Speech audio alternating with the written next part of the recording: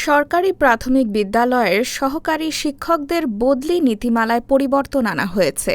পূর্বের নীতিমালার শিক্ষকদের বদলি পদায়ন সংক্রান্ত কমিটি থেকে গণ্যমান্য ব্যক্তিদের বাদ দেওয়া হয়েছে। একই সাথে বদলি নীতিমালায় নতুন করে ৭টি শর্ত যুক্ত করা হয়েছে।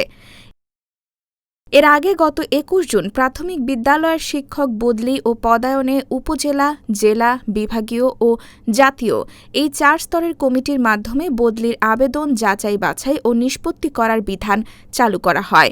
কমিটিগুলোতে গণ্যমান্য ব্যক্তি অন্তর্ভুক্ত করার সিদ্ধান্তে ব্যাপক সমালোচনা তৈরি হয়। এই সমালোচনার কারণে গণ্যমান্য ব্যক্তিদের বাদ দেওয়া হয়েছে।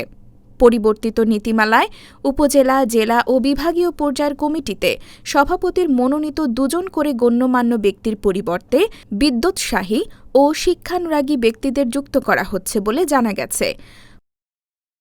বদলি নীতিমালায় জাতীয় কমিটির সভাপতির পদেও পরিবর্তন আনা হয়েছে।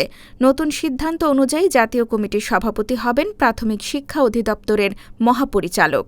কমিটির সদস্য হিসেবে থাকবেন প্রাথমিক ও গণশিক্ষা মন্ত্রণালয়ের যুগ্ম সচিব ও সদস্য সচিব হবেন প্রাথমিক শিক্ষা অধিদপ্তরের পরিচালক।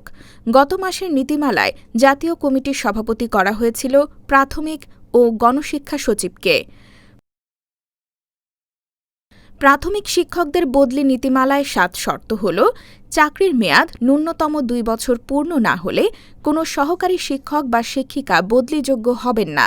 যে ক্ষেত্রে বদলির পর ৩ বছর অতিক্রম না হলে কোনো শিক্ষক পুনর্বদলির জন্য বিবেচিত হবেন না।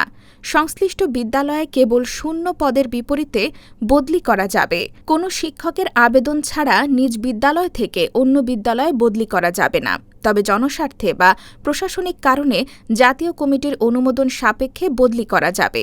যেসব বিদ্যালয়ে ৫ জন বা তার কম সংখ্যক শিক্ষক কর্মরত আছেন কিংবা শিক্ষক-শিক্ষার্থী অনুপাত ১:৪০ এর বেশি, সেসব বিদ্যালয় থেকে বদলি করা যাবে না।